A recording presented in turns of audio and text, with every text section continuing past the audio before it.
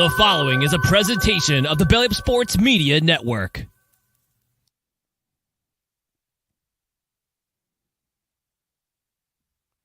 Welcome to the Sooner or Later Sports Show. I am your host, Jay. Thank you all for pulling up here on the YouTube channel, as well as listening to us wherever podcasts are downloaded and listened to. While you're here, go ahead and hit that like button. If you're new, subscribe, and then rate us, review us, and give us 5 stars. You don't think we deserve it? Let's give us 5 anyway, and gift it. So today we got a fun show for every single one of y'all today, and I got some special guests. Let me bring the people in. You know, you got PG joining us. We got Jason pulling up. And we got Coop as usual. So we're going to have a blast talking about everything, of course, Oklahoma football. So who set the over-under? That was Hank at 605, and we definitely beat that. So hopefully you took the over. But today's topics, we're going to jump right into some June recruiting recaps. We're going to talk about the latest commitment. I want to save that because it's going to be a nice little build-up to that.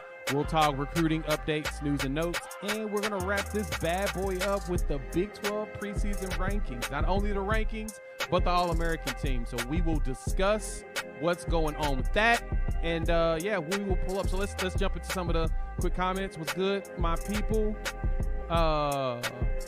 What up, Gage? Thank you for the $4.99. We appreciate it. If you got a question, jump that bad boy on here. Hank, what's good? I see you left and ran over to Jason's side. It's cool. It's all love, baby. I'm glad that you are joining us today. And what's going on, Lemon? Seth, what it do, man? What it do? Lemon Lime, we appreciate you pulling up. So let's get this bad boy going. Gentlemen, how does everybody feel this beautiful, beautiful, beautiful Sunday evening? Coop, lead the way. Hey, I'll lead it up. Feeling good, excited. It was a great day yesterday. My birthday was Friday, so, another year, keep it going. And I love watching the Sooner countdown. We're almost there. We're one day closer every single day, and I'm ready for it. That's true. That's true. Jason, talk to the people. How you doing? Hey, thanks, man. Appreciate you having me on again, Jay. Of course, Jason Watkins, Hall of Fame College Football Podcast. You can find us at CFB-Pod on YouTube and at BirdieManDub on Twitter. You can just go to hofmedia.us and find us everywhere. Heck yeah. PG, talk to the people. Yeah, y'all can find me on YouTube, the PG Show, or you can come interact with me in the DMs over on Twitter. Responding to a little bit more of those now, trying to get interacting with you guys. Yeah, PG's getting a lot more active, so you got to be excited. And so we're going to get ourselves going. Give me a sec. We're going to make sure that we are pinned up and ready to talk. All right. First topic on discussion on the docket, ladies and gentlemen. Oh, let me go back to these comments. Cam, $10, my boy. We appreciate it, brother. We appreciate the love. Dalton, what's Gucci? Welcome. Topher, you're right. We got our Mr. Winery prediction down the line. We're going to dive into that a little bit later. David, good evening. Thank you for pulling up like you always do. We appreciate that or whatnot. And so, but Cam, thanks for the love on the $10. If you got a question, make sure you drop that bad boy in there. We're going to jump into some questions in a bit. But I wanted to start things off with the conversation that I know a lot of people have been having is how slow recruiting is going. And I kind of want to give y'all a June recap. Last year, do y'all remember this staff's second full year going into Oklahoma, doing their thing and getting the recruiting done. But the one thing that we ran into is that last year around this time, starting July 1, we had like 7 commits. And really, we had a quarterback in line, and then everybody else was still coming down. We had, of course, Jackson Arnold, Caleb Hicks. We had Eric McCarthy. You had Samuel Masigo, you had Keon Brooks, Heath Uzeta, as well as Cade McIntyre. That was our 7 to going into July. And then going in, once we hit July, we had 9 commitments in the month of July. So things started to ramp up. We expect it to be similar. But it's a slow time. It's a slow time, especially because June is heavy on the official visit season. And now NCAA has changed the rules to where players will get unlimited official visits, but there's a caveat. You can only visit a school once, and that started July 1. And so I don't anticipate July this year being as big of a boom because of that, because you'll probably see some players take trips to random schools they normally wouldn't go to because they can't go anywhere else. But this year we're at 11 commits going to July 1. Now we got 12 with Vaughn coming down the line. And so real quick, let's talk about this. Coop, we'll lead off with you. How do you feel about the momentum going into July now after seeing that in June last year we had 7, coming into July this year we had 11, now we have 12? Well, let's play this game. Obviously, we want every day, right? That's what we are. We're Oklahoma. There's only one. And we want somebody every day coming here. And we want – and I think that this year's anxiety comes a lot from the big names that are on the board and the predictions that are going out. And so people are like, what's good? Where's it at? Let's get this thing going. But you're right. Omasio went down on June 30th. And then we had Pachotti on July 4th, Petaway July 6th, Caden Green July 8th, Logan Howland July 9th, Adabare the 10th, Smothers 14th, Lewis Carter, Crimson Missile. It's under franchising. That's mine. But Lewis Carter 716, Josiah Wagner 725, and LeBlanc at 728. So why was that crazy? Because that didn't ever happen. That didn't happen. Another thing that we're used to seeing is a winning record the year before. And so, we talked about a little bit at the last show. If we went, 9-4 last year, would this look different? I'm not sure. But again, I think that there's a lot of conversation going on with these recruits. Jackson Arnold talked about it last year. They had a chat going on with everybody talking about how they're going to come in looking to take folks' jobs. And so we're going to continue to see these things happening where these guys are having conversations behind the scenes and they just haven't pulled it yet. So we are going to continue to recruit. We're going to continue to get commitments. And I think that by the end of July, we're all going to be saying, how is this class going to round out? And so, we just went through another dead period also. And so let's sit back, relax. We're going to see the floodgates happening, and a lot of people are expecting it. Jason, what you feeling? And I've been feeling good. You already know. It was definitely after you see Devon Mitchell on that pickup the other day. I think that should make all Sooner fans proud and excited about what's coming down the pipe. I mean, look, the biggest thing that everybody was worried about with Lincoln leaving was what's going to happen to this offense. You've now gotten, high level 5-star quarterbacks. You've got a 5-star tight end now. You've possibility of getting the number 1 running back in the country. And the offense is going to hum along. We that's what we're seeing here. The other thing I would say is that, hey man, we're headed into July, which was the biggest month for Oklahoma a year ago. And the biggest fish that you can land are still in the pond. Let's go get them. It's an exciting month right now. I think this is a big time for everybody. No, I agree. And that's the one thing I think for me and where my concern isn't here is that all the big fish we're chasing are still there. I would be worried about this class if the players we were fishing for weren't available anymore.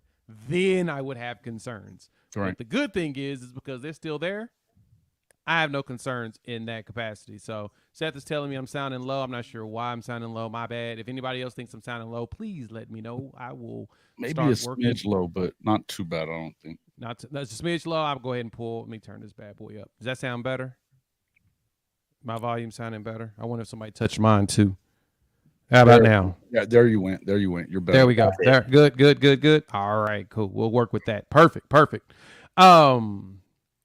So yeah, that's kind of the big thing is that, like you said, Jason's perfect. They're still around. We still got the fish we're going after still available. PG, what's your feelings on us going here into July from June? Yeah, I feel really good about it.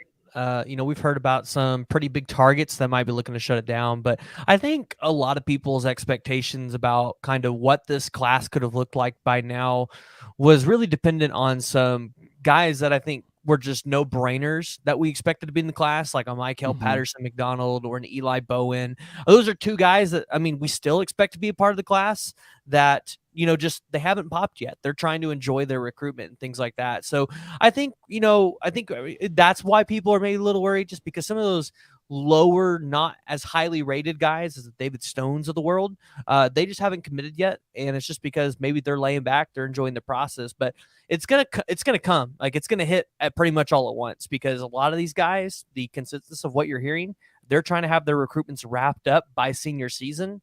So that tells you by mid-August, you should have probably 75% of your class all wrapped up. So you could be sitting at probably 20, 22 commitments by that time.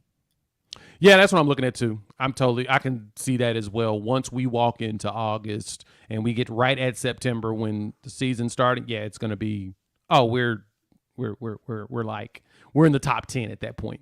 And the good thing is we finished in the top 5, so we won't complain about that whatsoever. And so, okay, let's talk about this, guys. Let's talk about this. Von Mitchell. Let's talk about this. The former 2025 5-star tight end that now is unfortunately the 95th player in the country in the 2024 class, because he did announce that he's reclassifying as well as coming to Oklahoma. And so the expectation is he will be on campus. I think he'll probably be there in the spring. So I think he'll also be early enrollee, which is pretty impressive if he's able to do that. We'll start with you, Jason. When you saw that come down the line, I know that there was a lot of suspense built up. Miami was walking in with bags upon bags upon bags saying, hey, we trying to holler at you. And we lucked out and was able to not lose that contest. How'd you feel about seeing him make that commitment?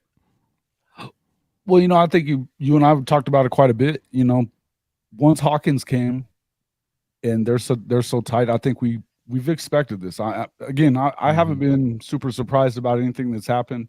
It seems like it's the folks, the kids that we are seeing that we're expecting to show up are showing up, or they're still available, right? The ones that we really didn't expect, J.A., what's his name, Zadavian Sims, those guys, they're not coming. We get it. But there's been some ads, there's been some guys that have kind of fallen off. But like what PG was saying with Eli Bowen, some of these other guys, you're going to end up, a lot of the guys that we're not talking a ton about because you kind of just expected it. But I can see this class continuing to get a lot better. But man, when you get a guy like, if you've seen any film on this kid, holy crap, man. Devon is a monster, first off. I mean, it's just big, and he's got speed to go with it. Huge target out there.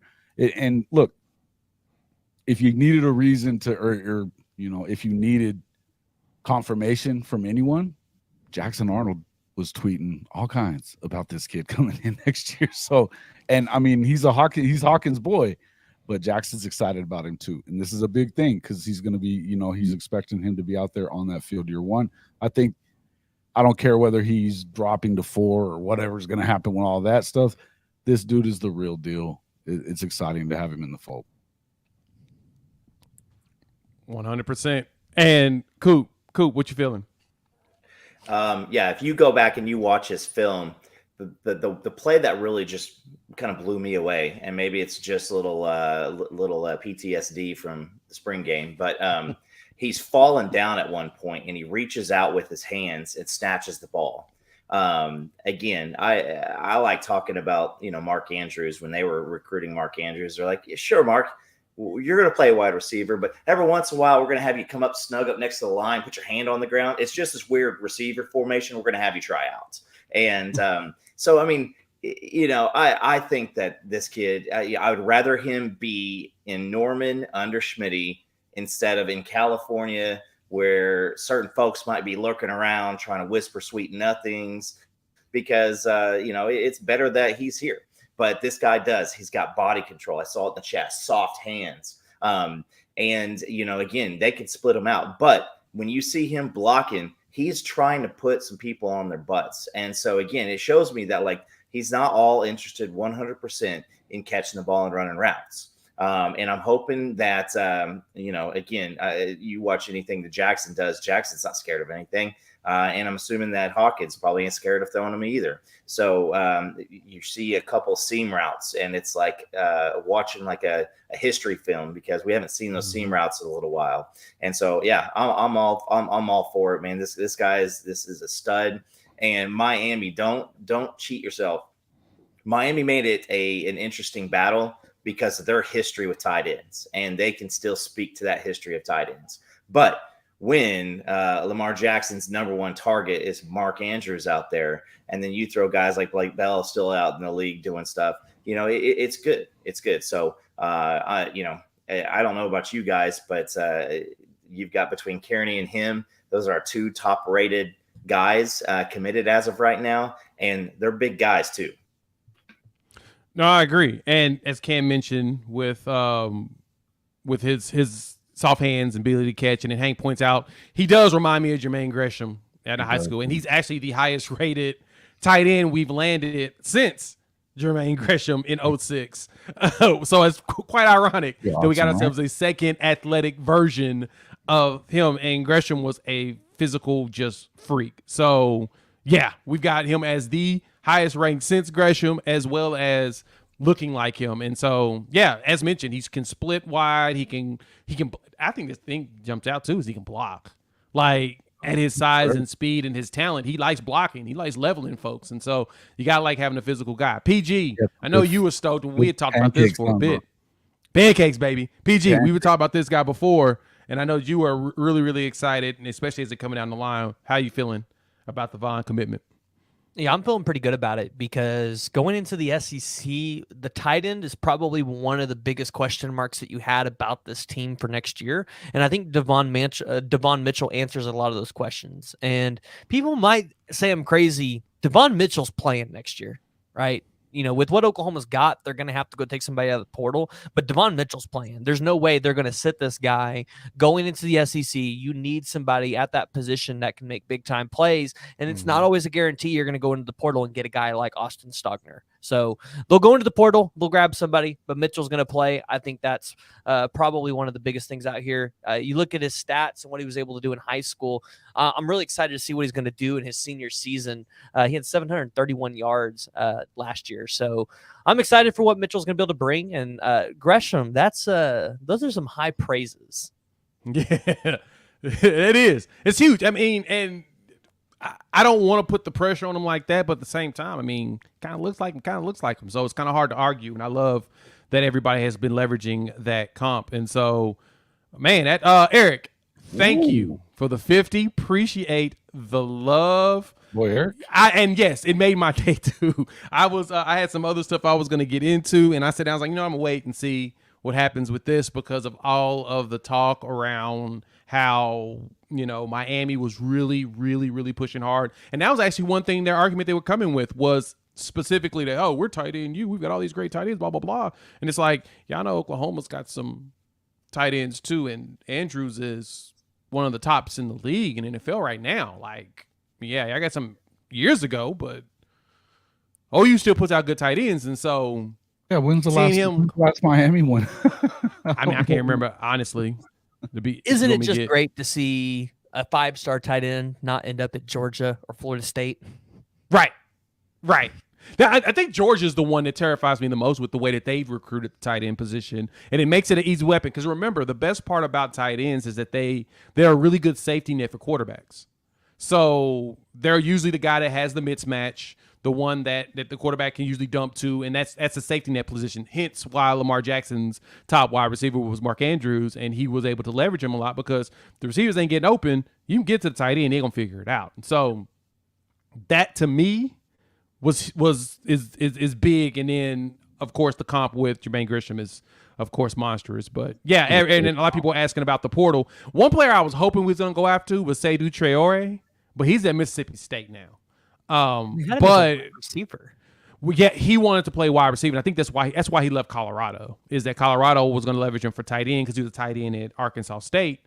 and he wants to play wide out. And so at 6'4", 230, 6'2", 240, he may slim down and play wide out. If he does end up doing it, that's so be it. But I think that was the reason why we never went after him, was specifically because size-wise, he wanted to play wide out. So, but yeah, health-wise is kind of a problem we have on the tight end position right now. It seems like we just can't keep anybody healthy, but the good thing is we got time to figure all that out. And so, okay, let's move on into some other stuff. July commitments. I mean, I know that there's a lot of recruiting news and updates going around. Everybody saw the latest crystal ball or future cast that went in over at Rivals for Williams-Nwaneri, the big-time 5-star defensive lineman, edge, everything for up there at Lee Summit in the KC area. And the question is now, can Oklahoma close a deal and get him here? And I'm going to be honest, until someone shows me a future cast prediction from a Georgia person, I don't think that Oklahoma loses this race. I think Oklahoma has it. They have the relationship, which is what won Von Mitchell along. And we also we have that proximity. You know, that's another big thing. The family environment, all of that stuff. So Georgia has the history, but I think Oklahoma has the great opportunity to bring in one of the greatest defensive line classes in recent history. And so, PG, how you feeling about Nwaneri with the latest future cats coming in? Yeah, I mean, I like Nwaneri to Oklahoma. I think there's a it's an edge rusher that we're still not talking a whole lot about that I think Devon Mitchell kind of tips in Oklahoma's favor, and it's Zena Yumi-Ozulu. Remember, he was teammates with Michael Hawkins and Devon Mitchell out of Allen, Texas. Oklahoma generally just recruits Allen kind of well, and I kind of like the idea of Zena to Oklahoma now. And remember, his brother Nito is an offensive lineman at Texas, so not saying he's coming, but Oklahoma's going to need some offensive linemen next season. So I think Devon Mitchell actually sways Zena in Oklahoma's favor. And again, talking about the defensive line, Zena is going to be a crucial piece to Oklahoma bolstering up that defensive line going into the SEC. Interesting perspective on that. Jason, what you thinking about that? Hey, I like hearing it. I'm not sure that, I mean, you know, it sounds good, you know. Of course, Truth is over here saying no, but he always does. He's gonna, you know, come at you from that Texas angle. I gotta say, you know, when you have teammates like that and they build a bond already, it's not that hard to continue that bond at the next level. And when you start looking at the recruits that have come in here, I mean, why would you not want to be a part of this team? You know, and that's the real reason that I feel so good about what's about to happen with these defensive line prospects. We've talked about it, how tight these guys are. You know, they all are rooting for each other. They're all talking to each other so much. And, you know, they retweet everything that the other one does. You know, I feel like this is one of those things that this is a class that's starting to seem to come together kind of similar to the way that the last class did. And they're tight. They want to be around each other. They trust each other. And I think that once you get one of them to go, the other ones are going to as well. And I'm kind of at the point where and I kind of talked about this the last few times that I've been on as well, is that when it comes to like Stoney, I mean, how could he not? To me, I feel like he would feel really bad to not be a part of this. I think it would hurt him to not be a part of this program that he's loved since he was a kid, and especially seeing everybody that's here, that's coming, you know, I feel like this is all kind of coming together, and a lot of the same goes for the rest of them too. You know, their friends are coming to town. You know, when you start talking Eli Bowen, his brother's there. Why wouldn't he come too? You know, it just seems like, of course, you know, sometimes brothers want to split up too, but you know, we'll see. But you know, I just feel like that first, like Hank says, that first big domino falls. You know, the rest of them are going to just fall over with them. So, hey, listen, I'm excited about it. I really am. I think that recruiting is going just about, as I said earlier, kind of as it's been laid out for you, the way that he's planned. And, the guys that you're seeing that are committing are those culture kids that are going to fit this culture and who he wants. And you're not going to see him swinging for the fences for somebody you don't know just because he's a 5-star. It's just not going to be how it goes. No, I agree with you there. And thanks for the $4.90 super chat. Poop Feast 420. Little Red River reminder. Ready for this one? Yeah, I'm ready for the Red River as well. Because our boy Truth here has to tell us his brother is on the other team. And Truth, hey man, that's cool. Believe me, we've seen siblings go to other schools and battle each other. I know the Texas selling point is, why would you want your mother to sit at the 50-yard line at the Red River and have to choose a side?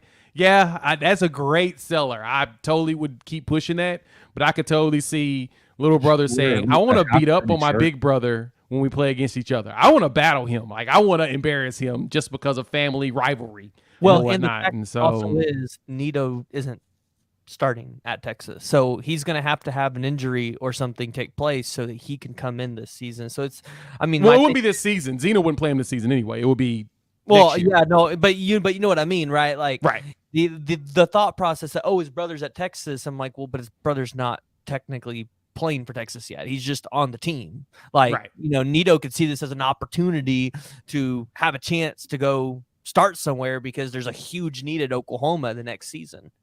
I mean, I actually enjoy the conspiracy theory. That's actually not too bad of a way for him to go in and absolute meltdown this offseason because Oklahoma's going to be killing them on the recruiting trail. You got Jaden Jackson's going to commit to Texas, but when David Stone commits to Oklahoma, Jaden Jackson's going to flip that commitment over to OU. So, I mean, I'm here for it.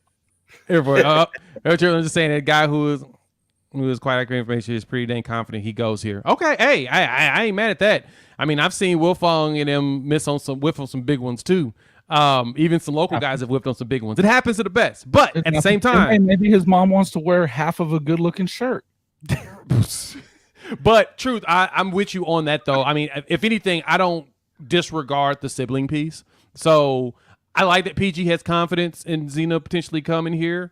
I'm still sold on him going to Texas as of right now just because of the sibling play. But at the same time, like Eli Boeing, we're waiting for him to make his decision. He's out doing visits and stuff. I'm totally for siblings going to rival schools and battling each other too. So it would be fun. But yeah, that's the key thing is as long as nobody messes it up. That's the that will be the question of the day. So totally here for that. I would just say this. We just saw it with the Anderson kids. Brother went somewhere else because dude's not getting playing time here. And so we saw him go somewhere else. So it happens. It does happen. I don't think that Bowen was pressed too much. I think that there is a lot of conversation going on behind the scenes with this. I mean, you saw immediately David Stone hops in and says, "Hey, next time I see you,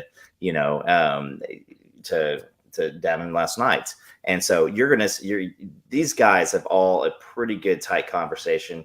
And I'd say like if it was last year's class, 2 years ago, I wouldn't really know. But the Soul Mission plays a huge part with Nweri because he is a massive fan of that, and it's going to be a thing that pulls guys like Nigel Smith and Stone. And again, it doesn't hurt. And again, it's just driving fast, but it doesn't hurt that Georgia keeps ending up on the wrong side of the press clippings. The news.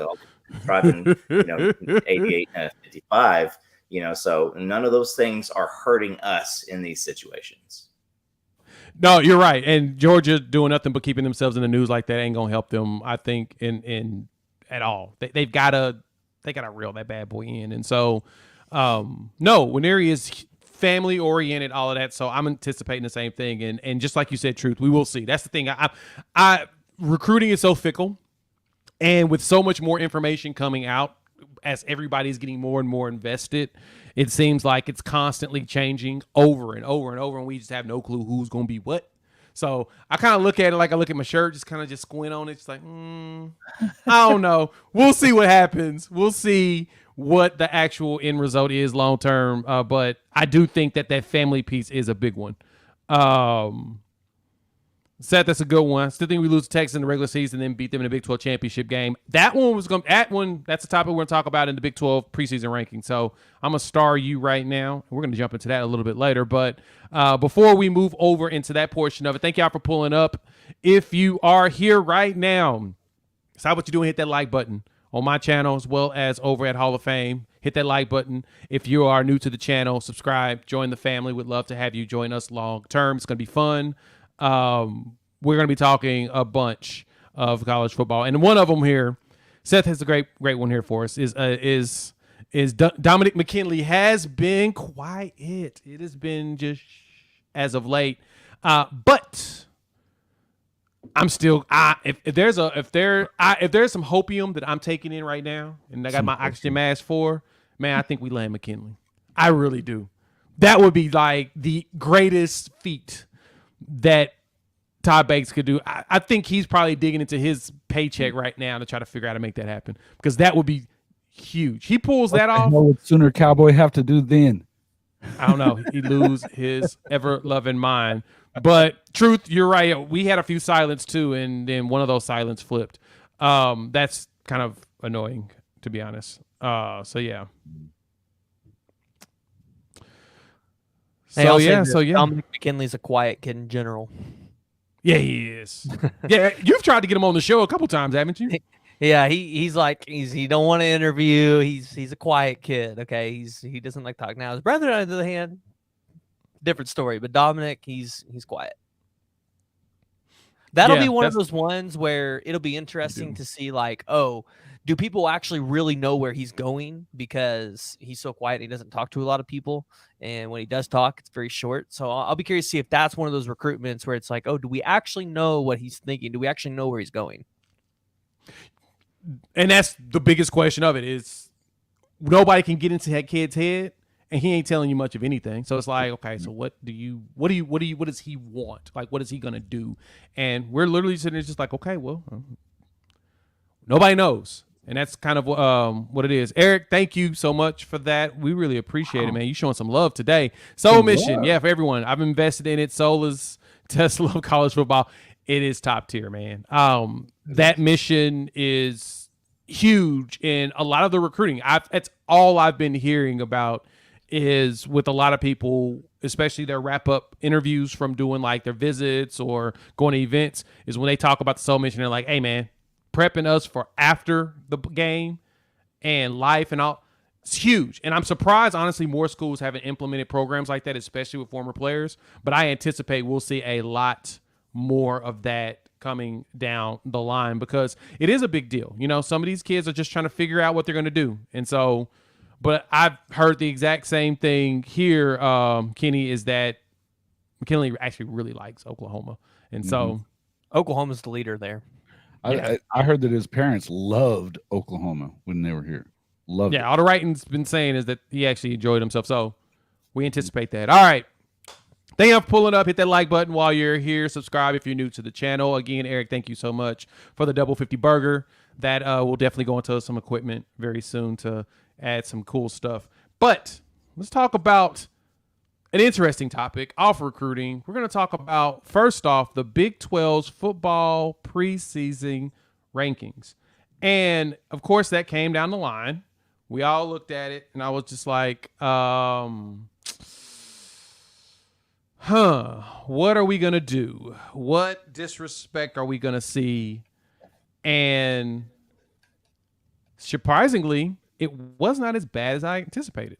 I'm going to be honest. It was not as bad as I anticipated. And there's also just, I think one thing that jumped out to me, let me get my screen here to share so you all can see, was the fact that, let's go window. We're going to get to, not you. Boom. Oh, okay. You don't want to do that one. Perfect. You don't want to use Safari. I do not like you. All right. And we're going to go into my custom layout of, where are you? There it is. All right. We've got literally Texas at number 1, which is expected. I 100% one because it makes 100% sense for them to be the top one. You've got Kansas State, number 2, and they got 14 first place votes. Oops, that window just switched. Number 3, you have Oklahoma, which I'm gonna be honest, I'm a little shocked that Oklahoma got to. And then TCU, Baylor, Oklahoma State, UCF, Kansas, Iowa State, BYU, Houston, Cincinnati, and West Virginia. And so as we look at this, gentlemen, we'll start off. Jason, we'll let you lead the way on this one. Talk to me. What jumped out to you about these rankings when they came down the line? A couple of things, I guess. I guess I can see. I understand why Texas, with the roster that they have, they should be favored. And I think obviously Big 12 media kind of fell in line with the national media, who loves Texas when it comes down to it, right? And Sark and the whole nine, right? That being said, at some point you're going to have to do it. It's been 2009 since you won one. So all of these, and this isn't the first time they've been favored to do it, since then either. And at some point you kind of have to show up and do it. My question would be is whether or not, if he doesn't do it or doesn't at least play for it, does Sark have to go? You don't win 10 games this year finally? Do you got to go? That would be my question about that one. But moving on to some of this other stuff, I think K-State's about right where they should be. I don't mind Oklahoma being third there. I do think that and obviously I think we're going to move into some of this other stuff in a second, but I think that with Oklahoma right up there in the number 3 spot, it makes you wonder how you only got one guy on the all Big 12 preseason team in Ethan Downs. But aside from that, I would say that the rest of them are pretty close. I think that UCF's a little high. I think Okie Light's a little high. I would definitely put Kansas in front of both of them. I would probably put Kansas in front of Baylor. This is just me. I think Kansas.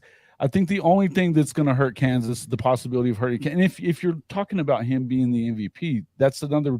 I don't know that a lot of these votes are in lockstep with where they have these teams finishing, right? Because to me, this is where you're picking them to finish, obviously. So if Kansas has the MVP and the player of the year on the offensive side, and you're talking about them being at number 9, which is the bottom half of the league, there's no way he wins the player of the year if they're bottom half of the league, right? There's just no way. That's fair. And that's 100% fair. And I think that's what jumped out to me too is right. Kansas being where they're at. Kansas was probably the one that shocked me the most when I saw it. And then, of course, Oklahoma State getting the first place vote after the mass exodus that they saw happen there. I don't know what that was. What a joke. Somebody joking around with that one. So, yeah, PG, seeing these rankings, man, talk to me. How you feeling about this? Yeah, I agree. Kansas is too low. They're returning a lot this year. And that roster last year was actually pretty good. The defense could have been improved a little bit more, but Lance Leipold's got this program going in the right direction. The only game that I'm really curious about for Kansas is at Texas. Seems like they have a lot of success down there. So if they can win that one, I guess they're going to have a really good year. But no, like the top 3, I agree with. I really like Texas to actually make the college football playoffs this year if they can keep it together. I just think they have a really good squad, and I think this is the year they put it together. So Kansas State, that's the question mark. Can they make the Big 12 championship game? I actually have Texas and Oklahoma, but I'll be okay with Oklahoma at number 3. Tech at number 4, I think they're right there. At 5, that's where I'd put Kansas, and actually I'd move TCU up to 6, or not TCU, UCF up to 6. I really like what Gus Malzahn's got going out there. Their schedule's not that hard. I see 7 wins. Like I could just look at it and go 7 wins. Maybe if they beat Tech in Kansas or somebody, maybe they can go 8 to 9 wins. But I think they got UCF and Kansas way too low. That's fair. Coop, looking at this, what jumped out to you? Again, Jason said it dead on. We've been waiting to see. We've been waiting to see Texas for years and doing this. I think that they have too much that's working against them. Expectations in Texas. Texas wins the summer every single year. The recruiting and the preseason, everything. It's just it blows my mind how every single year. Let's go with this. Sark's never won 10 games as a head coach. That's never happened. Any quarterback inconsistency at all, and all of a sudden you've got something that you don't want happening. Everybody's going to want Manning, or everybody's going to want that godforsaken transformer that they have in Malik Murphy, because that guy is humongous. And I don't see how you could watch him and just be like, let's just see what happens. He's massive. But yeah, I mean, K-State lost a lot. When Deuce Vaughn is a big loss for them. Losing number one receiver, losing your defensive end. It's tough. They lost a lot. Tech, it continues. I like Joey McGuire. I think what he's doing, he's got people believing, and they're going to rally around. TCU, the same thing.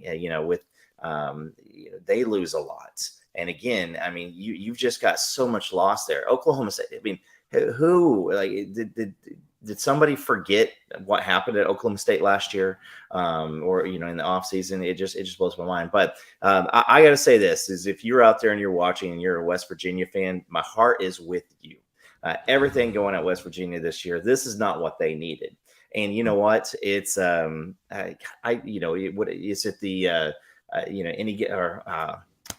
longest yard. They keep on, I think Chris Berman keeps on saying, you got to leave it all on the field. West Virginia is going to approach every single game that way because they got nothing to lose.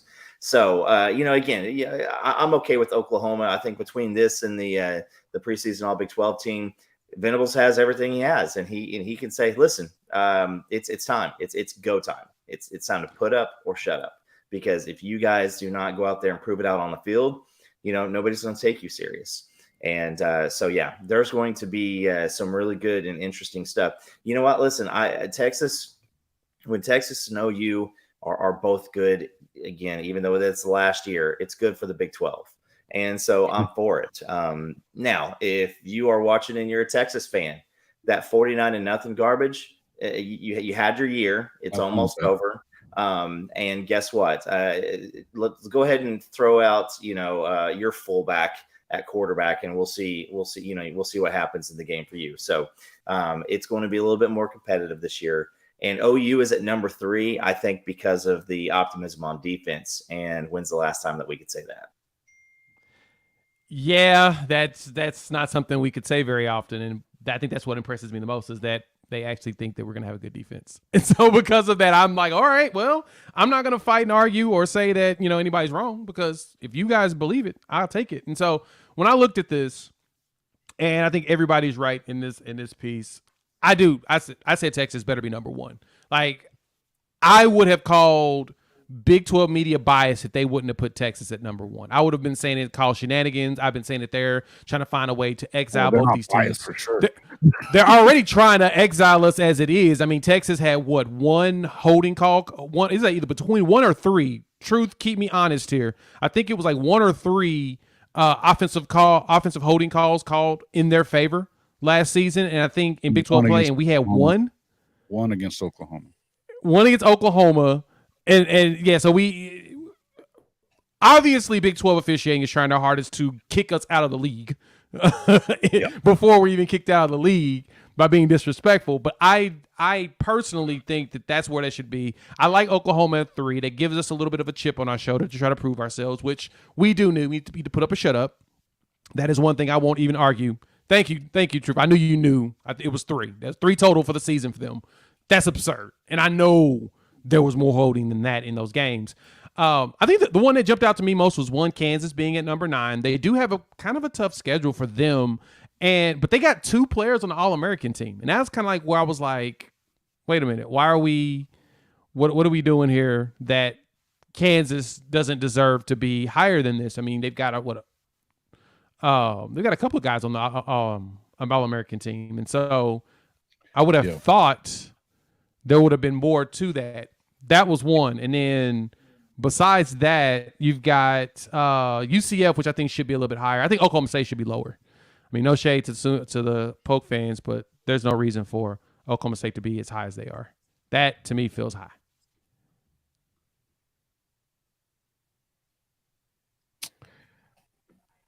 Yeah. You talking? That's it. Go ahead. I was going to say, if you just look at the skill positions on this list, the Big 12 straight up, outside of Xavier Worthy and Jatavion Sanders, Big 12 looks like dog crap. I mean, this is not a very formidable skill position preseason Big 12. Yeah. And Jatavion Sanders, that again, yeah, I love the guy, and that's a little bit more of an upside. You know, hell, if Xavier Worthy would have transferred somewhere else, you know, I'd have been down with that. But he is a dog, and he's going to be one who goes out. But you just look at this, and it's just like, oh, it looks like I'm rekindling like 1997 here. Don't do it. Dang. Don't do it to yourself. Listen, the only thing I'm going to say is you can't tell me that there's Tyler Guyton doesn't belong on this first team. There's no way. You know that. Oh yeah, that's coming up next. I'm about to put that up right now. But and the bottom line is that to me, when you start looking at these rankings right here, right now, UCF they won 9 games, but they lost 5 a year ago in the freaking American Conference. Okay, they didn't even win that conference. They're coming into a real Power 5 conference right now that is probably the most competitive conference in the country at this moment. Right, when you're talking about top to bottom competitive with each other, I do not want to hear that UCF is going to be anywhere near the top 8. I don't buy it, not for one, but especially when John Rice Plumlee, he can't throw the ball from me across the room here. He can't. And the room is about 8. In fact, I've just measured it yesterday. It's 12.5 feet. So, you know, I don't buy it. I'm good for him that he can run. K-State needed for Adrian Martinez. By the time that second half of the season came around, Adrian Martinez wasn't going to get them to that conference championship game. It wasn't going to happen. It's great to have a guy that can run, but you got to throw it. And it's just crazy to me that everybody. I don't even understand why they would be there. I just don't get it. You know. I think UCF wins 7 games next season. I think they win 4 in conference, 3 out of conference, because they got to. I mean, they play West Virginia. That's going to be a dub. They play Cincy. I think they're better. They play Oklahoma State, who I think is the second worst team in the Big 12 this year, and then they play Houston. So 4 wins there, 3 out of conference. UCF's actually going to be a pretty decent team. They're going to be. I think 4 you'll wins have right there, but 4 wins. That's what matters for those rankings, though, PG. So if they only win 4, they are not going to be in the top 8. There's no way, or the top 7. I mean, if they win, I think you're going to have a lot of Big 12 teams probably win 4 or 5 conference games this year. I think you're going to have your clear outliers, and then you'll have a bunch of people in the middle of the road right there at 4 or 5. Because I don't think Iowa State is winning. Iowa State might win 1. I think Oklahoma State's probably going to win 1 or 2. I mean, you're going to have some bottom feeders. Okay. Well, and I don't think West Virginia is winning a single. Does have the second easiest schedule behind us. I was fixing to say OSU's schedule is cake, and so I can see some wins there. And I honestly, I feel like you're stepping up to. It's one thing that UCF with some of their past teams have gone and been really competitive. They weren't the best team in the AAC a year ago. They weren't, and it really wasn't that close. I mean, they lost to freaking Navy. You know, so I don't want to hear that these guys are all of a sudden going to freaking turn into Superman when they get to the Big 12, because I don't buy it. I just don't buy it. You know, and they've been recruiting. Let me tell you where they've been recruiting. They averaged number 70 in the country. That's not going to cut it. Yeah, but they're moving on up there now that they're in the Big 12. I'm telling you right now, they've got a lot of 40. That's a big move up. That's a big move up from 70, sure, but they're at number 40. And in the end, first year, what good is that going to do? You know, that they don't have that class yet. So to me, I mean, come and show me where these guys are going to do it, because with a quarterback that can't even throw, I don't buy it. Sorry. Anyway, go ahead. No. This is good conversation. Good conversation. Also, here's the team. Here's your offense. Let's look at the offense first. As far as the Big 12 who we got for the Big 12 media's offensive team, and I only had one gripe when I saw the list. Personally, I saw one gripe on here that I agree that we need to prove ourselves and show who we are and all of that jazz. Definitely not wrong with that. Texas had 5 players, which isn't bad, which sounds about right. 3 on the offensive side, 2 on defense. Oklahoma ended up with Ethan Downs as the only player on the list. That's a fair one. Totally understand that. But offensively, Tyler Guyton should have been on this list. That's the only player I've griped about on the preseason media all Big 12 team is Guyton should have been on there. It's criminal he's not on there, especially after the battle he had with Jared Verse, who was considered a top 10 NFL draft pick, and he decided to come back to college. I don't know why, but he battled with him. I actually made a short of him going against him, and he won majority of those battles. Like, Verse got him a couple of times, but it was a battle, and I don't understand how he did not end up on this list. Like, how does he not end up as a preseason all Big 12 conference player? Like, that's one of the players that I think should have been on there. If I'm taking somebody off, I'm probably taking Kingsley off. Yeah. But that's just me. Outside of that, I had no qualms with any of the rest of the roster. I think everybody else on here is legit. I think everybody else is legit. Devin Neal had 1,000 yards. We talked about him in the green room. And it's tough. But, I mean, he rushed for 1,000 last year, and him and Jalen Daniels, it's crazy how they've got these two guys up here. He got offensive linemen on here, and it don't even look like they're going to finish but like 7th or 8th in the Big 12. That's glaring for me. And then, of course, they have Kobe Bryant coming back, and he'll be healthy. Kansas produces their CBU or DBU, it feels like. They just produce corners like crazy. It's just somehow that's the one of the things they do, so... So Stutzman not on there is criminal. I don't know. I don't know about Stutzman on that. He put up a lot of numbers, and he had like 900 snaps last year too. He played a lot. But they're saying he did lead all over us all day long. That's true. I'll give you that. But he did he led the conference in tackles. He did. Yeah. A lot of people came to him because we didn't stop anybody up front. Okay, yeah, that's true. yeah. I mean, that's fair. That's fair. And truth, that's also a good one. I can see that as well. And he did lead the Big 12 in tackles. So Stutzman probably should have been one that got the love, but what about? Well, here's the one thing I would say though. You got newcomer of the year, Trayshawn Ward, Kansas State running back. Why? You have a freshman All-American in Deshaun McCullough coming in. You know, a freshman All-American. Newcomer of the year. I don't get the Trayshawn Ward part. I mean, I guess he might be a good player. I don't know much about him, but I mean, and I know what they're going to do at K-State. But my thought is that, you know, at the end of the year, I want to see who has made a bigger impact, and I'm guessing that it's not going to be Trayshawn Ward between those two guys. Ooh. That's a good proclamation there. Okay. Oh, I'll say it. I'll throw it out there. You clip it if you need to. Go ahead. Clip that one. That's one.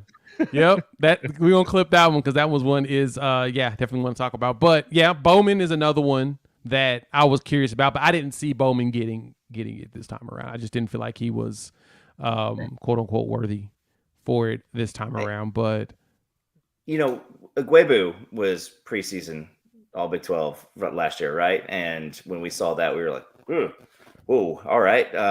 You know, I kind of feel the same about Downs. I mean, there's a lot of folks who are like, is he a rotational guy now with the transfers that we brought in? So again, when it all comes down, this is the preseason. This isn't something that I worry about. You know, Kansas State having their fullback on there. You know, they got an offensive lineman, and it looks like they got, you know, Kobe Savage, which it is. I owe Kobe Bryant an apology still from the pregame breakdown last year, where I told him to run straight at him, and then they did, and he got out for the rest of the season. So sorry, sir. But yeah, I'd rather be the postseason. That's fair. I'll give you that. Very much. I'm not even going to argue with that one. Yeah, R. Mason, I don't think R. Mason's there yet, but I think he will make waves. Still young. You gotta remember, a lot of these players are still young. We have a very young roster. I think that's the one thing that jumped out to me too, is that our team is pretty young. And because of that, that's probably the only reason why I'm just like, I don't know if with some of these players who should make it, who ain't. But if there's one, Guyton is the guy that I'm trying to ask those questions about. Last thing though, before we wrap up and put a bow on things, did y'all see the predicted favorites for the games next season? So Vegas has some odds that are coming out that we don't have the actual odds for all of them. I do know one. I do know the OU Texas game that Texas is supposed to be favored by 6.5. But they had said that, what's good, Captain? Cap pulled up. That OU is favored in 11 of their 12 games this season. And so is Texas. Mm-hmm. And so I want to ask y'all, which game do y'all think Texas isn't favored in this season? Got to be Bama, right? Yes, it's very easy. Hey, guys, I'm saying that game's too early, and Alabama don't know what the hell they're doing at quarterback. And I promise you this, Saban is Saban, and I think that Texas got hosed a little bit last year. Again, they're just bad luck. But Texas has done that in the national championship, and now last year, your quarterback goes down, looks like you're going to win the game, and then you just basically barely lose. Don't be surprised if Texas goes to Tuscaloosa and either wins convincingly or Alabama just throws some crazy weirdness out there. But guys, this Alabama, they're going to have a good team, but again, the wide receiver crew was not very beautiful last year, and I think it's I'm calling. I mean, if Texas goes down there and wins, I'm not going to think that it's that outlandish, because I think it's going to take a while to figure out what they're doing on offense. I don't think Texas has a shot. I think they're going to go walk in there and get stomped. It's a night game. It's Bama. I mean, I get it. They got their own quarterback problems trying to figure it out this year, but Nick Saban's going to have that team ready. And I just don't see a Texas team coming in and beating Alabama in week 2 at Alabama. If this was Texas this year, I'd give Texas the advantage if it was in Texas. But the fact that it's in Alabama, that's really hard to overcome.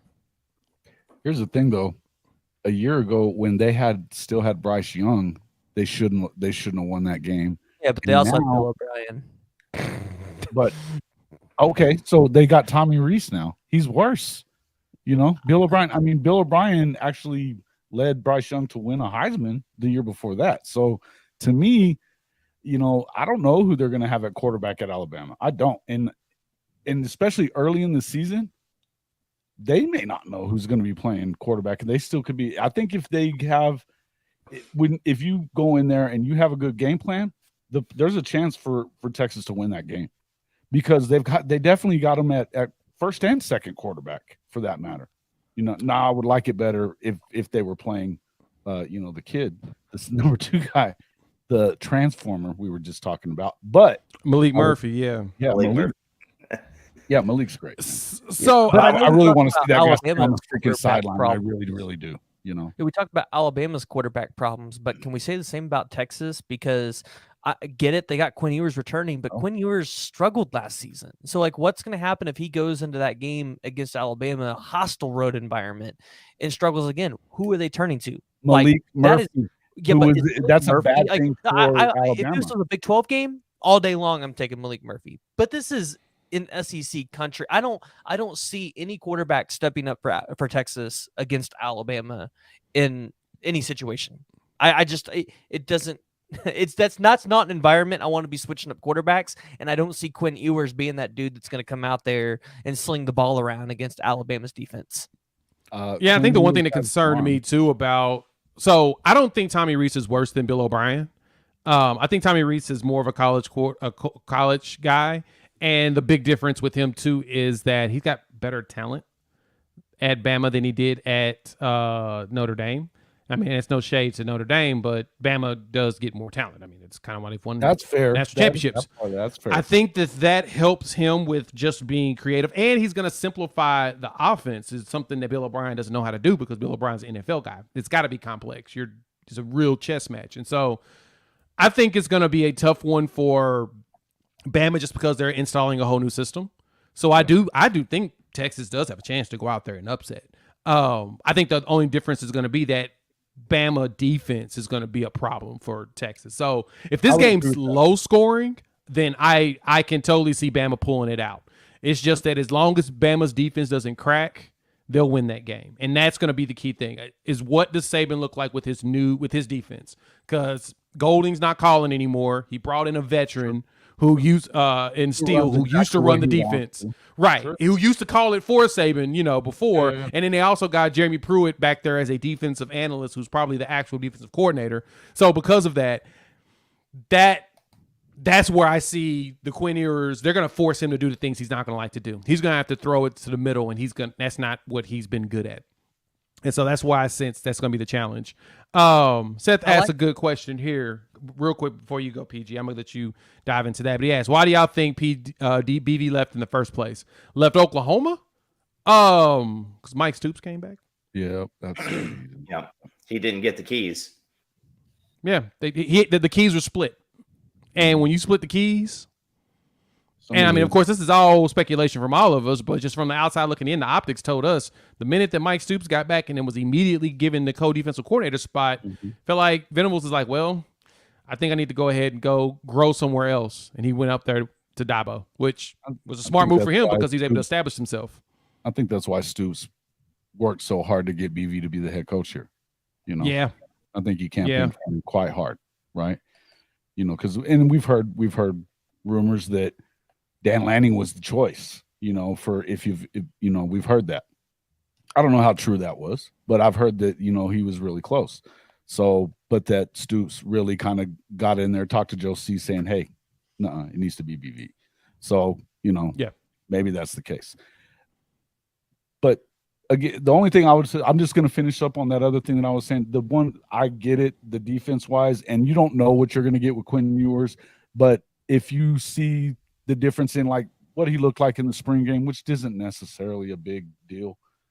He looks like a different player to me, and he's got a big enough arm that he can throw it around. And he was playing really good against that Alabama defense a year ago. I think if it wasn't for him getting hurt, they win that game for sure.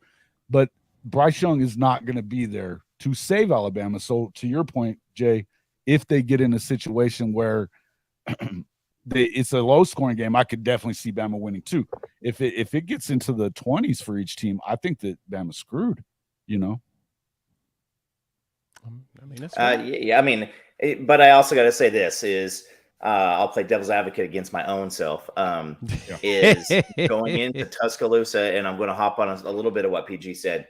You're going into Tuscaloosa against Alabama, and at night, Nick Saban knows that all he has to do is do the Bill Belichick thing and take one thing away from Texas.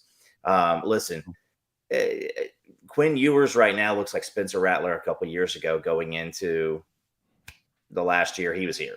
You're talking about the potential, there's some mocks that have him as the second quarterback off the board or the number 8 pick in the NFL draft.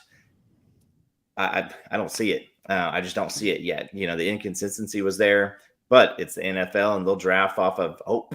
And but I do say this is, that thing could turn pretty quick. And Dallas Turner is still on that team, and Dallas Turner is going to be a top 10 pick.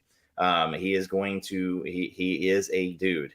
So, but I did see somebody said the offensive line for Texas is going to give them a chance. They're going to get the kitchen sink. And so I could see Nick Saban deciding, we're going to run the ball 75 times and just keep it cruising and put them on the sideline and keep them there with all that offensive skill.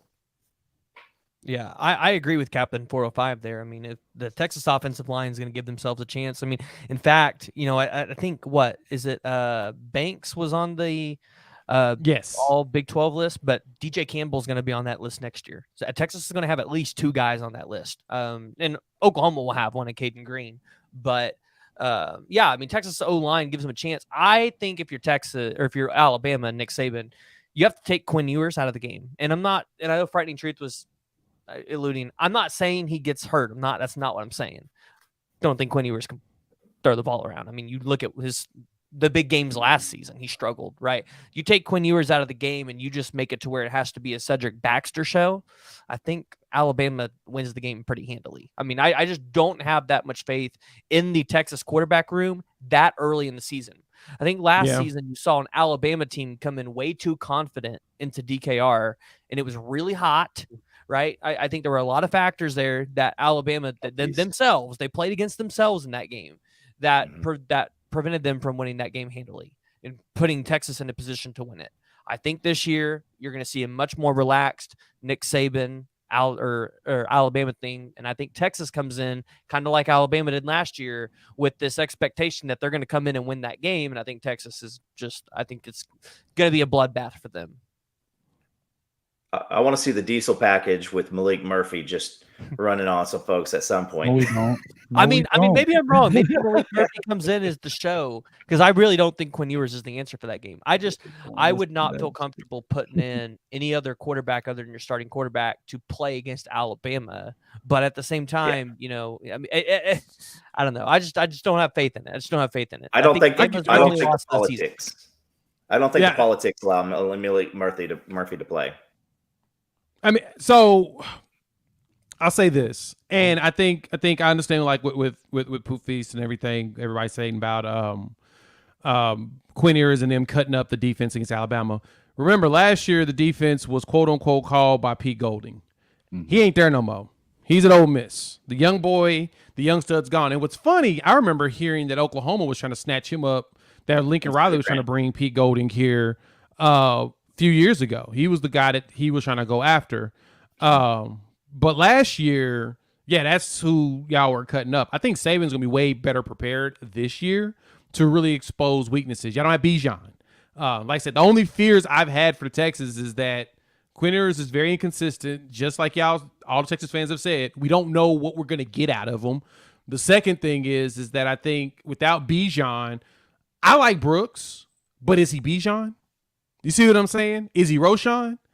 That's the question we have to ask ourselves. And so we have to see what they're going to look like. Good thing is we'll see them early.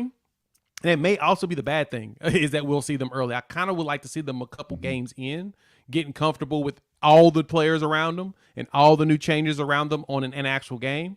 But I do think if Texas offensive line holds up, just like Cap said, I think that they do have a chance in this game. The question's going to be is if this game's going to be, if the score is going to be low or not. If it's a low-scoring game, then I am concerned for Texas. Sure. If it's a low-scoring game, that means that Ewers is probably struggling, right? Yeah. You know, he's struggling to get moving because they have great receivers. They've got a really good tight end. And they do have a good running back room down there. I mean, I know they're unproven, but, I mean, you've got the number one running back in the country coming in. You've got Blue, who is the number one Texas running back for 2 years running pretty much, and so to me, Blue's good. I just feel like that's the whole problem, the whole deal with that. And the other thing that I would say, and I've said this 1,000 times, I think, but man, I don't think that the Quinn Ewers issue was really a Quinn Ewers issue. I think it was a Coach Sark issue, not ever adjusting when somebody else adjusts. With the Okie Light game, the biggest part of his incompletions were all in that third and fourth quarter, when he should have been running we shouldn't have been throwing the ball anyway.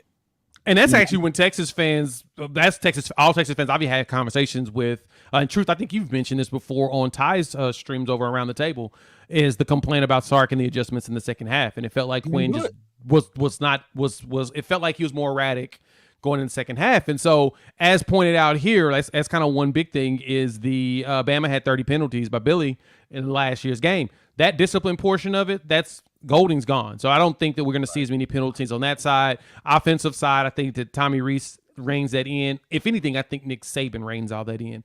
And I think that's the only concern I have about it being the first game of the season. But still, we're going to still have to point this out. We don't know who Bama's quarterback's going to be. They haven't decided yet. They haven't figured out who has mastered Reese's offense enough to go out there. I mean, they went and got Buckner specifically because of that, just to make sure they have an insurance policy, which is a smart move. But I do think it's going to be Jalen Milroe. I think he's going to start.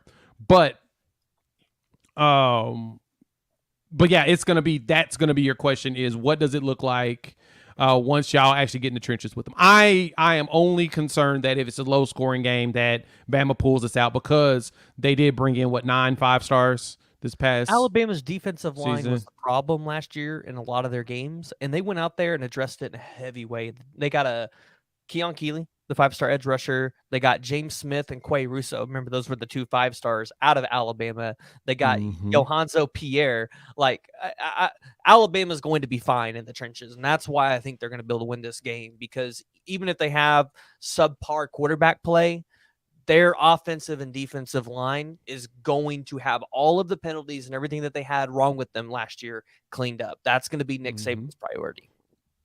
Yep. Clean up penalties, getting consistency in that part. That's why I see we're going to see big, yeah. However, though, so the original question was, how many games is Texas favored in all their games? I actually don't think Texas will be favored in all their games this year. I think Alabama's one they're not favored in. That's the only one. Depending on how K-State and Oklahoma look by the time they play K-State and Oklahoma, if Oklahoma's putting up 50 points a game, they're not favored in that game. I promise you they're not. Because Vegas has never bet against Oklahoma when they're scoring that much. So yeah, at that point, Oklahoma could be favored. But Oklahoma's got to be putting up points at that point. And then Kansas State, let's say Kansas State's undefeated. Are you going to take Texas over Kansas State? Texas has won 6 straight over Kansas State. 6 straight. Just saying, Kansas State, they always cause everybody problems. If they're undefeated at that time, straight, I don't know if Kansas. I don't know if Texas cause them problems. The other Kansas. Right. And Boom Time asked a question. Thank you for the $2 contribution. We really do appreciate that. Will the triple R be a low scoring game this year? I'm gonna say this. I anticipate that game to be under 40 combined points. That's shooting your shot right there. I see it as a low game this coming year. I think it's going to be more defensive focused. But yes, that's fair. That's fair. I normally never do that either, but it feels like that's going to be a 40-point or less game. It's going to be a more of a nail biter, but it's also going to be, it could be erratic. This is Oklahoma versus Texas, and it's always been that way. And yeah, Poop, you are right. This is. You can come trash talk all your Sooner fans, but we like talking all Big 12 stuff at the end, baby. You got all your OYO stuff at the beginning. We now talking all Big 12 and having some fun here because I mean, nothing else to talk about. We're in the deadest of deadest periods right now. But yeah, it is pretty low though. I 100% feel like this is going to be a lower scoring game, 40 points. Now, would 50 surprise me? No, but I don't think it goes past 50 either. Like the 50 was my starting point, but I was like, you know what? We'll go bold. We'll throw a big take out there. 40. We'll see if it happens. So we'll wrap up. Questions. Anybody else got any other good questions in here before we jump in and wrap up? We'll do the round table like we always do. Jason, let the people know where to find you. Hey, you can find me at hofmedia.us. That'll send you everywhere we are. And obviously on YouTube right here, it's just at CFB-pod. And at BirdieManDub on Twitter. Thanks for having me on, dude. Appreciate it. PG, as usual, man. Love having you. PG, let the people know. Yeah, you can find me on YouTube, The PG Show, Apple, Google, or Spotify. We're actually going to be pushing the podcast platforms a little more. There's going to be exclusive content over there. So go jump over to one of your favorite podcast platforms. Give me a thumbs up or whatever they do over there. I don't know what they do over there. But make sure rate, review. Yeah, rate, like review, and review. Make sure you follow the podcast. But yeah, we're going to be doing a lot of 2025 recruit interviews coming up. We're going to start deep diving into that class a little bit as we start to head into the season and early National Signing Day. So I'd like to have you guys there. Hey, awesome, congratulations on the wedding, brother. Congratulations. Yes, congrats, sir. Congrats, brother. Congrats. PG got married, so let him know with the congratulations. We've all got to be excited about that. He is shining and gleaming. Look at him. He's glowing. Since we're talking about it, and you know what? We'll give a little nugget here on Jay's show. Kaylee is a huge softball fan, so one of the things she wants to do is start a softball podcast. So be looking out for that sometime this summer. We're going to be starting a softball podcast talking about all that. So Love to hear. Love to hear. We will keep an eye out for that. So let's jump into some of these questions real quick. Sick ass, what makes you say the game will be low scoring? I feel like both teams are going to really be focused on defense. I do. And adding the defensive pieces that Texas did this past cycle was Anthony Hill at linebacker. I think he's going to be a big anchor for that defense. And I think OU's defense is going to be a hell of a lot better than it was last year. I see Reggie Pearson, when he came on the show, y'all recall that, a couple weeks back, he mentioned he felt like this was a top 5 defense. And he played on the top 2 defense, Rex Ryan defensive setup when he was at Wisconsin. And they had a lot of NFL guys. And he said skills-wise, he feels like there's way more here. I'm going to let him have his. But I do feel like this defense is going to end up being in the top 40, no problem. And if that's the case, it's going to be a nail-biter dogfight in that game. Even though it's erratic, it's going to be that. This is going to be the storyline. Oklahoma defensive line versus Texas offensive line. Yes. Who's going to win that? That's literally going to be the deciding factor. Who wins the battle? Exactly.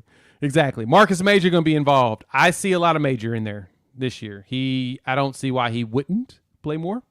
Unless he just as long as he's healthy. The problem has been his health over the last few years. I think it's going to be health. It's going to be the biggest thing for. It always is. Yeah, health is big. Yeah. Hank asked a nice one. Okie like winning more than 5 games this year. Man, when I looked at their schedule, nope. I don't know. Right here, and you go. They're definitely not winning more than 5 in the Big 12. No. I mean, they're out of conference. It's weak like normal. They might go 3-0, but outside of West Virginia, they might not have a win in the Big 12. Yep. That's a good one. So the Cowboy asked the question, ex-OU commit. Tatum.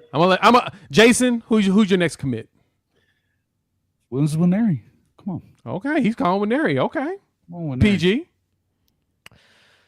I'm holding out hope for Jaden Jackson. I really am. Ooh. Because that's when is that the 14th? It's 13th. And I'll say this. If we don't land him on the 13th, we will have him by signing day.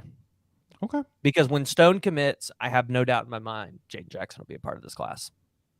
Coop, who you think's next? I like that. I'm calling Tatum. Yeah. I'm calling Tatum as well. Tatum's the one I'm calling next. I'm throwing that against the wall that gets done here soon. Now, I think that's the one. 2024? Because, I mean, a 2025 guy could pop off before a 2024 guy. Come on, it's Billy. fair. Well, we said next commit in general. So if you got a 25 guy, feel free to throw him out there. I mean, I don't know if a 2025 guy commits. I'm just saying 2025, you never know. Hey, has anything to do with your last interview or anything like that, or you got some insight? You know what? If I had a crystal ball, I'd put one in for. Put one in. Go put your future cast in now. For all of you guys, for the offensive line, OU is in the lead for 3 elite Dallas area offensive linemen for the 2025 class.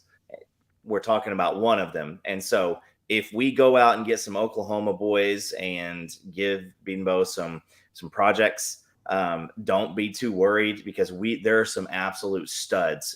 Texas had a down year in offensive line this year, and next year it flips, and they got some ballers. Yep. Well, and then they also got all those guys of Bishop Gorman too on the offensive line. I think 2 of them are 5 stars, and one of them's a high 4-star kid. So Oklahoma's going to be 2025 was the year they really wanted to hit home runs on the offensive line, not 2024. Yep. Okay. I say Tatum is mine as well. So I think Tatum's going to be the next one to pop off.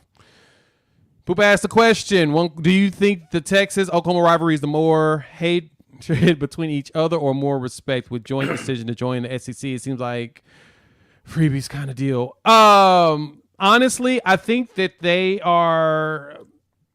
I think it's one of the. I don't think it's the most hated. I think it's more respect. Honestly, I I think it's more respect between the two. I don't think it's really just actual pure hate. It's not. I don't think it's Michigan. Ohio State. It's not Michigan, Ohio State, or Alabama, Auburn.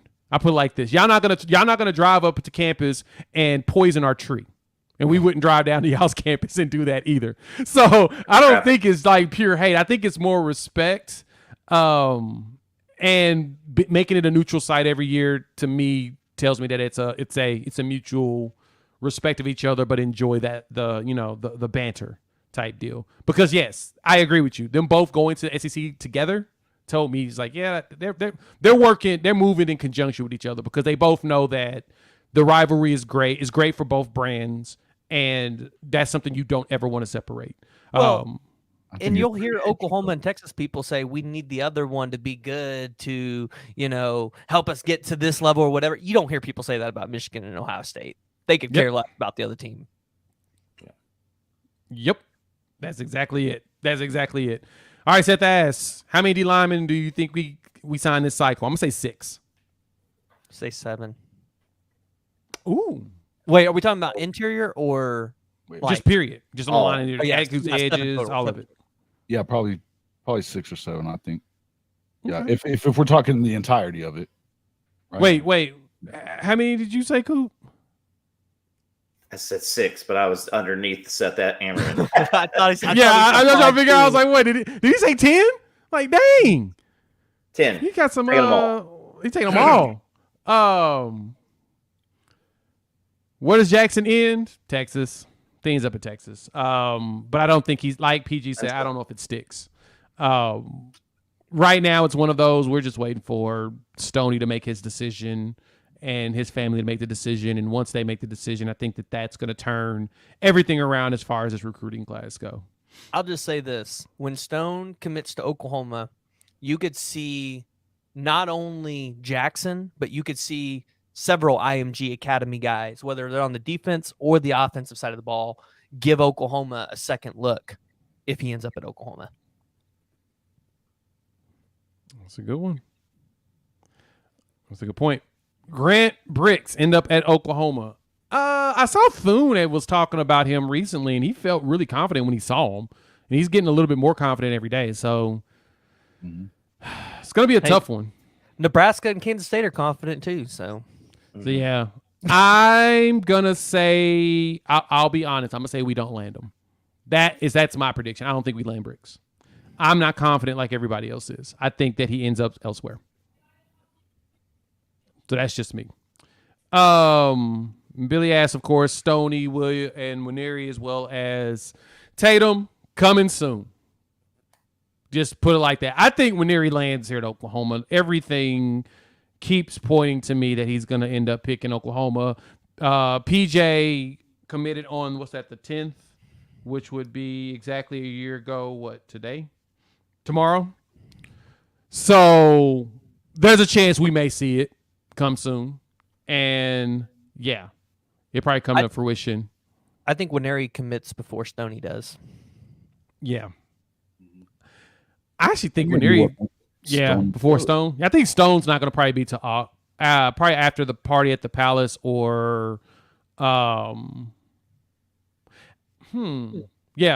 I think his last official will probably be party at the Palace.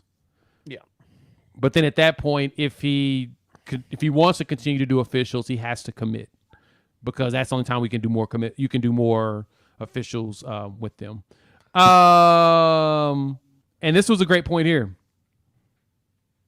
Those players never got picked up in the portal. Curious if we would consider kicking that tire again, but I don't think we will. I think that recruit your own problems. Weston had a question about Nigel Smith. That's going to be the third home game again. It's against Royce City for Melissa. Texas. They actually moved up senior night. They actually moved up senior night for Nigel Smith. Okay. So it's going to be against Royce City. I think that's their third game of the season at Melissa, Texas. I'll be there. I don't know if Jay's going to be there, but I know Ty is going to be there. Ty and I are for sure going. So okay. So his date is set. So great information there. But I'll just say this: Nigel Smith's already committed somewhere. So,